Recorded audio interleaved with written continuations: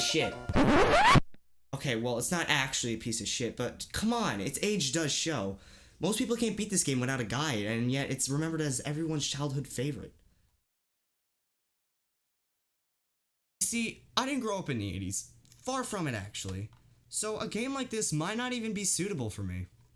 But I have been wanting to get into the Legend of Zelda series, and well, it's better to start later than ever, and why not with the first game, you know?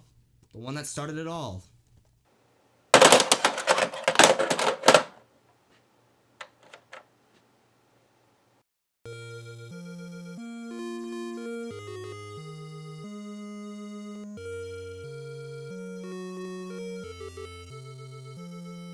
Ah, that tune. A song that can be recognized by someone who probably even hasn't played the game. It sounds so good, and it impresses me how it's coming out of an NES. But enough about the music, let's get into the game.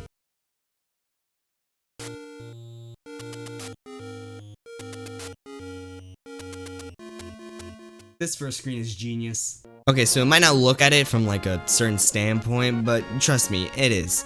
Unless you waited at that title screen to read the excerpt on what the game is about and what the fucking plot is, which, admit, you didn't fucking do. Nobody did. What kid is gonna wait a few seconds to read about plot? We play games to escape reading, not to do more of this. And Nintendo knew this. They know kids weren't gonna read that shit, so the first screen is laid out to show you direction. Not only are you given 3 paths in a nice blank area, but there's also this black square. Unless you are afraid of the color black, your first instinct is to immediately walk into it. Doing so, you are greeted by this old man who says to take this thing that is on the ground. You take it, you press A, and you find out that it's a fucking sword! Oh shit! That's cool. Hey wait, how did this happen? Oh right, it's because there's that black box. This teaches the player that entering certain places can score you certain things. You have a weapon that takes up 1 button, but there's also an empty slot, allowing you to know that there are other items to gain or other weapons to use. It gives you the instinct to explore, looking for more caves to grab more items. You don't know what you're gonna get. Maybe it's gonna be this item, or maybe it's gonna be currency, or maybe it's gonna be a bigger shield. Oh hey, would you look at that? However, once you step out of the cave, the game starts to show its age. You're gonna be running around this world with no given direction, no idea of what to do, and you're gonna get bored of it. It makes you feel less like an adventurer, and more like a child who's lost in the mall trying to find their parents. Shit, where do I go? Nope, this is not the way, nope. Duh, would you look at that, a secret, let me walk right in. What do you mean I have to pay for damage? Nah, all my rupees are gone. This is usually the point where I give up and put the controller down. But not today, because I have this! Wait, is this cheating? If you are ever going to head into this game to complete it, make sure you have a guide on standby. The Legend of Zelda is almost impossible to beat without some sort of guide, and while most will say it hinders the experience, for one, I don't care. For me, a game needs to set up a challenge in order for it to be good. And does this game still put up a fight even with the guide? Yes. Fuck! While the guide will help you with location of certain items and secret caves, it will not prepare you for the amount of bullshit enemies this game has lined up. Most are easy to handle. You got your Octoroks, your Tektites, you know, the classics. But running into Dungeon 3, you get to see these guys.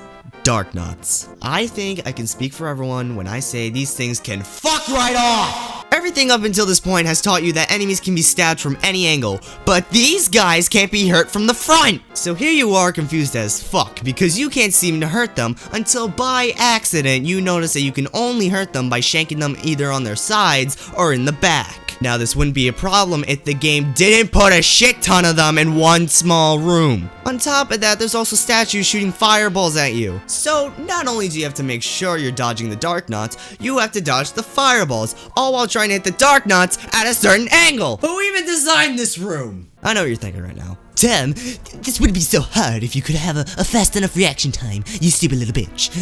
But I do when it comes to stuff like this. It's just kinda hard in this game because the control is such garbage! Sure, blame the controller. Shut up, James, aka RetroRemidies. You try playing this and have an easy time. In fact, I have! That's my cartridge you're playing on!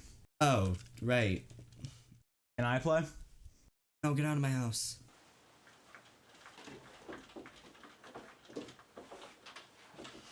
Look, I know it's a childish thing to blame the controls, But this setup has not aged well. You're using a D-pad to roam an open world, and while that would be fine, you can't move diagonally, making moving around feel slow and a pain in the ass. So when you are in a room and you're having to dodge so much shit, and you are limited in your movements, it feels unfair. And what doesn't help is in one of the later dungeons, I forget which one, there's an upgraded version of the Dark Knots, taking more hits, but they still do the same shit where they fill the room up with them. But not only that, 2 rooms later, you do the same shit again! Why are there so many enemies in one goddamn room? These Dark Knots will be the death of you, countless and countless of times. They are the one thing that cost me the most health, and were sometimes the reason I couldn't complete the dungeons. Not even the bosses were these hard to deal with. Each dungeon will end with a boss guarding a Triforce piece, whether it be a dragon or an eye monster, but no matter the case, they're laughably easy. Look at this one, he went down in 1 hit.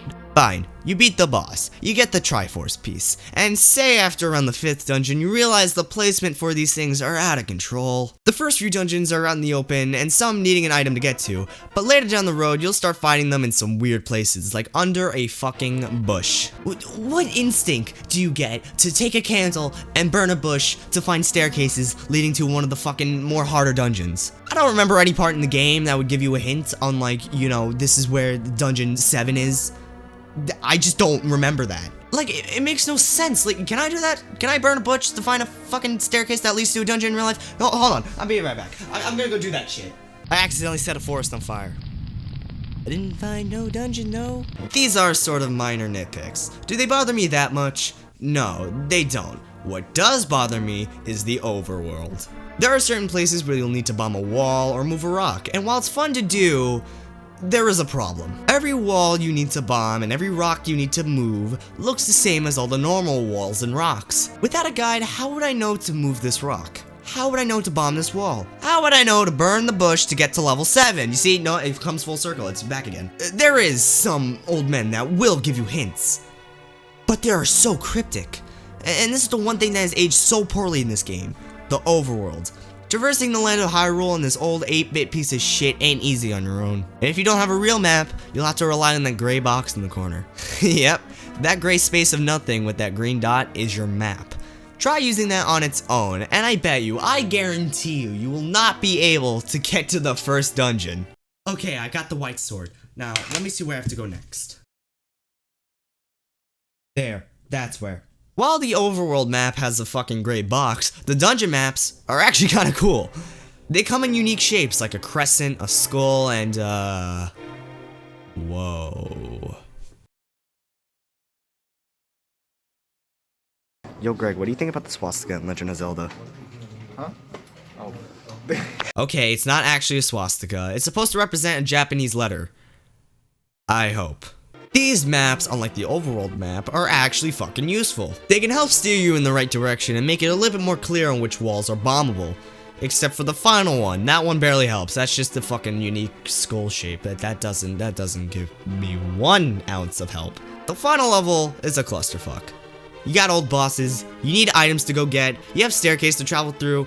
It's nuts. And the boss in this dungeon, the final one, Ganon, actually has challenge. Ganon starts off being all invisible, shooting fireballs at you, and his pattern is random. You don't really know where he's gonna end up, so I mostly just stay in the corner of the room stabbing. But when it's all said and done, and you lay the final blow on Ganon, it feels good. Rescuing the princess actually feels rewarding, and for one reason, and that was because the journey was fun. Yeah, the game has a lot of problems, but it was also a lot of fun. Even with the guide, I felt like I was on an adventure, you know, going to save a princess. Would I recommend this game, however? No. Maybe for its time it was good, but by today's standards, the average gamer wouldn't really find much joy in this. However, if you do want to check it out and you do want to try it, it's on the Wii U and 3DS eShop for you to play. It was weird playing on the NES, since the console is technically older than me, but it was still a fun experience. Well, this is just the start to my adventure, as there are so many more games within the franchise. So, next time we're here, and when I mean here, I'm talking about Legend of Zelda territory, we will be going up a generation, as we are going to play A Link to the Past.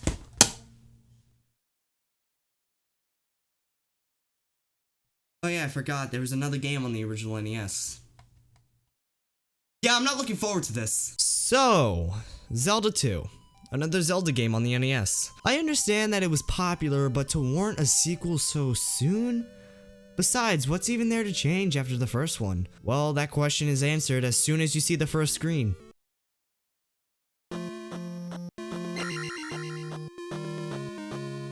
Yes, hi, I would like to warn a what the fuck. And what will your what the fuck be on?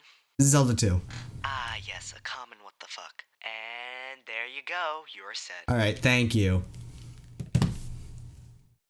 What the fuck is this shit? As you can clearly see, the game went from over the head view to a side scroller. I'll admit, I don't mind it too much, but when your game is a sequel to this, it raises some questions. Like, how do certain mechanics works now? Enemies that were tougher in this version, are they gonna be as hard in this version? And what will the bosses be? You know, stuff like that. Well, before we answer those questions, let's get into what the game did right.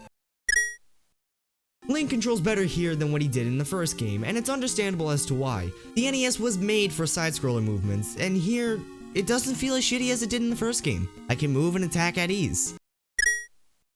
This game has RPG elements. You can level up stats, talk to townspeople who actually give you real information! Who would've thought? You can meet old men who give you spells, and use magic for said spells. And there's even a lady who will restore your health after going into her house. And she doesn't come back out right away. I see the obvious joke I can make, but Link is still a child, right? So since you got all this shit, that means the game will be easy, right? Wrong. Here's what sucks about the game. Fuck this shit! How was I supposed to get through this without getting the shield spell from the town or the heart container down by the shore? Even with those two things, this palace is hard as fuck! Palaces are like the game's dungeons, with new enemies to boot as well. While I can take most of them down, they're also cheap as fuck. Look at this, he places his shield where I stab. How is this fair? On another note, some enemies won't even give you experience when killing them, so why should I fight them in the first place? It's also in this palace where you get the candle. You know, that thing that lets you burn shit in the first game? But here it's used to light up dark caves. That's lame. As an average gamer who just wants to shoot and blow things up, this doesn't really appeal to me. Then I know what you need. What's that mysterious voice? A fucking open mind when playing games. Seriously, stop thinking you have a big dick just because you play Call of Duty and nothing else. I also play Madden. Same rules apply, dipshit. Now, this isn't its separate video for one reason. This guy. This boss kept railing me in the ass, and as I got closer and closer, he would just kill me. So I did the most reasonable thing. Come on. Come on, you almost got this. You almost fucking got this horsehead piece of shit. Fuck! My save file was then deleted. So yeah, I'm not going through that shit again. Maybe one day in the future, but now I'll just give my first impressions. While I like the improved control and RPG elements the game has, it's almost ruined by how unfair and unpredictable these enemies are. While I did say a game needs a good challenge in order to be good itself, I should have stated that my NES Classic should not have blown up because of said challenge. I will admit, I'm not the best at playing games, so maybe it's the fact that I'm too much of a pussy to even beat this game. Well, with that out of the way, let's finally get to a game that I've been keeping on the shelf for some time. Next time we're here, and here I mean Zelda territory, we're gonna be looking at A Link to the Past. And that's right, I have the original in the box! Haha! Suck it, collectors!